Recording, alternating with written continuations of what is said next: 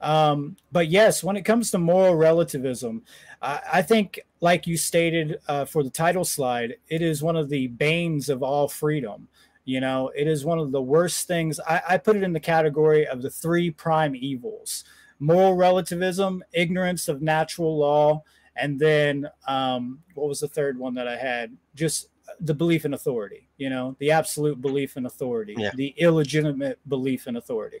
So to define moral relativism here, moral relativism is the idea that man gets to dictate what right and wrongs actually are based upon their own, you know, preference, their own personality, their own consciousness, and that it changes, that morality changes based upon time, location, circumstance, and their own opinions on what right and wrong is.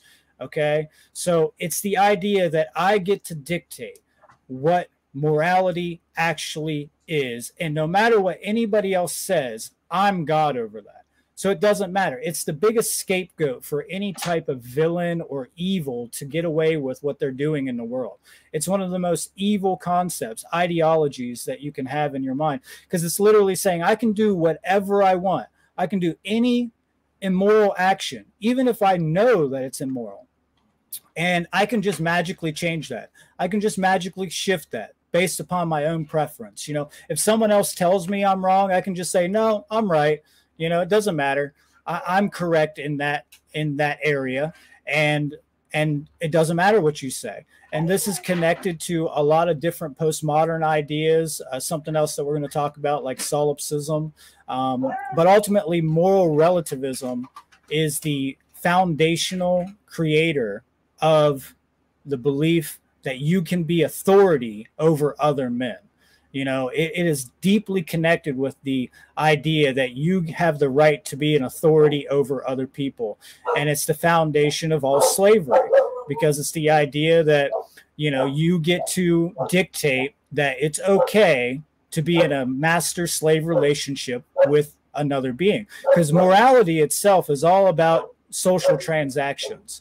It's not just about yourself. It's always about a transaction with somebody else. It's a two-way thing. So I always like to reduce actions all the way down to two people on a desert island, or on, you know, just you're on a planet, just those two. And if that action is right in that situation, then it's universally correct. No matter what, it's always going to be correct. Such as, let's say, any expression of freedom being, I grew a plant on that island and I harvested that plant. Let's say it was a coconut, and I, you know, consumed the coconut juice out of it. That's my right to do so. I didn't steal it from somebody else. If I do that anywhere else, then it's absolutely a right to be in possession of that plant, to use it, and to consume it if I wish to.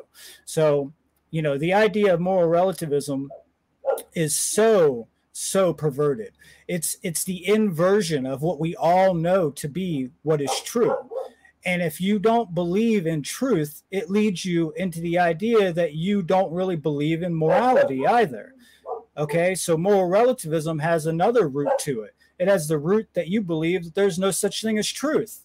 You know, that truth is completely either non-existent, it's not in existence at all, or that you can change it on the whims of your own perception, just like morality. So if you don't have a foundation in facts, then you can't have a foundation in a factual, truthful, correct behavior. So you have to have those together. You have to have the first principle, truth, in order, objective truth, not subjective, not relativistic. And this is what is known as a universal in philosophy. There are such things as universals in this world. So in epistemology, you need to justify your claims through knowledge. So epistemology is the idea of, how do you know what you know? How do you know that there is a truth? How do you know that there is such a thing as knowledge, right? And from that, if you can get beyond that, if you have sound epistemology, then from there, you're going to go into, well, what's ethical? You know, what is the actual objective moral behavior based upon that? And then from there, you're going to understand rights, because rights are ethical behaviors. They are behaviors that do not violate any other sentient being. And a lot of people like to use different terminologies for this. Some people want to use the inversion of morality rather than moral relativity. I don't care. What matters is the actual condition, the behaviors that come from that. You know, you might have a different term for it. That's fine. You might want to call it, you know, fairy tale land. I don't give a shit. As long as the behaviors are aligning with natural law, then that's good. And if they're not, then that's bad. It's very simple. These are things that we should be taught at a simple age, right?